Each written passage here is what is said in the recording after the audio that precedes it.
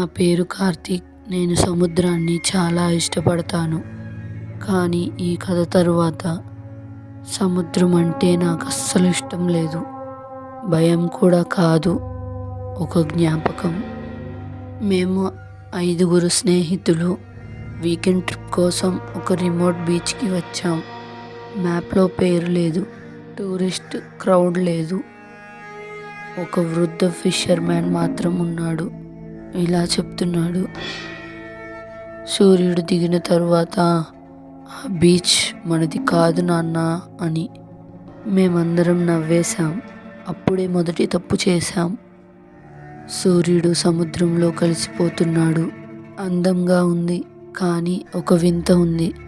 పక్షులు లేవు, బాగా గాలి ఉంది, అలలు ఉన్నాయి, కానీ జీవం లేదు. నేను నడుస్తూ ఉండగా ఇసుకలో అడుగుజాడలు కనిపించాయి. మా గ్రూప్ వాళ్ళవి కావు, చాలా లోతుగా ఉన్నాయి మరియు సముద్రం వైపు మాత్రమే వెళుతున్నాయి, తిరిగి రావడం లేదు. అలల శబ్దం కాదు, ఎవరో నీటిలో నుంచి పిలుస్తున్నట్టు. నా పేరు కాదు, కానీ నన్నే. ఆకాశం ఒక్కసారిగా మబ్బుపట్టింది. చంద్రుడు కనిపించలేదు, ఫోన్లకు సిగ్నల్ లేదు. అప్పుడే వెనుక ఉన్న లైట్ హౌస్ వెలిగింది. ముందు అది అక్కడ ఉందని మాకు తెలీదు. లోపలికి అడుగు పెట్టగానే వాతావరణం మారింది.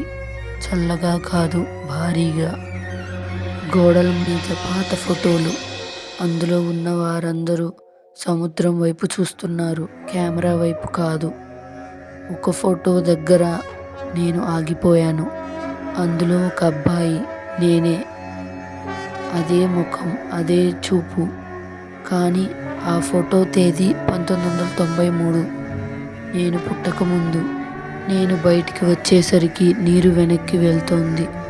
చాలా దూరం వరకు ఇసుక బయటపడింది.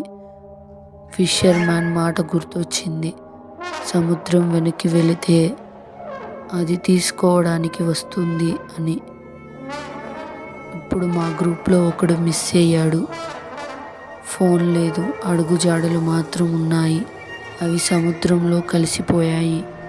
ఈ బీచ్లో ప్రతి 20 నుండి 30 సంవత్సరాలకు కొంతమంది మాయమవుతారు.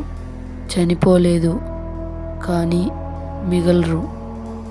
వాళ్ళ జ్ఞాపకాలు సముద్రంలో కలుస్తాయి. వాళ్ళ రూపాలు కొంతమందికి కనిపిస్తాయి. నాకు ఎందుకంటే నా లోపల ఒక ఖాళీ ఉంది. నీటిలో చూస్తున్నప్పుడు నాకు నా ముఖం కనిపించలేదు. నేను మర్చిపోయిన ఒక జ్ఞాపకం కనిపించింది. చిన్నప్పుడు ఈ బీచ్కు వచ్చాను. అక్కడే ఒకరిని వదిలేసి వెళ్ళాను. ఆ వ్యక్తి నేనే.